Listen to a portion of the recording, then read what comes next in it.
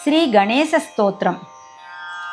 सुवर्णवर्णसुन्दरं सितैकदन्तबन्धुरं गृहीतपाशकाङ्कुशं वरप्रदाभयप्रदं चतुर्भुजं त्रिलोचनं भुजङ्गमोपनीतिनं प्रफुल्लवारिजाननं भजामि सिन्धुराननं किरीटहारकुण्डलं प्रदीप्तबाहुभूषणं प्रचण्डरत्नकङ्कणं प्रशोभिताङ्घ्रियष्टिकं प्रभातसूर्यसुन्दराम्बरद्वयप्रधारिणं सरत्नहेमनूपुर प्रशोभिताङ्घ्रिपङ्कजं सुवर्णदण्डमण्डित प्रचण्डचारुचामरं गृहप्रदेन्दुसुन्दरं युगक्षणप्रमोदितं कवीन्द्रचित्तरञ्जकं महाविपत्तिभञ्जकं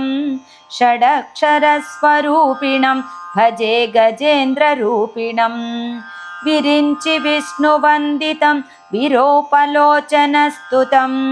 गिरीशदर्शनेच्छया समर्पितं पराम्बया निरन्तरं सुरासुरैः सपुत्रवामलोचनैः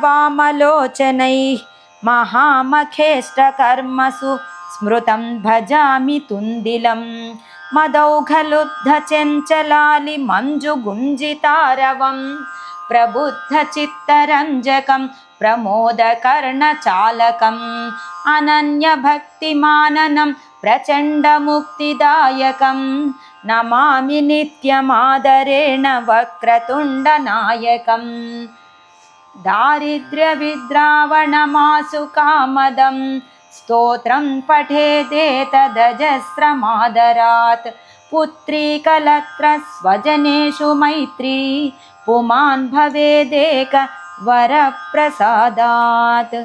इति श्रीमदादिशङ्कराचार्य विरचित श्रीगणेशस्तोत्रम्।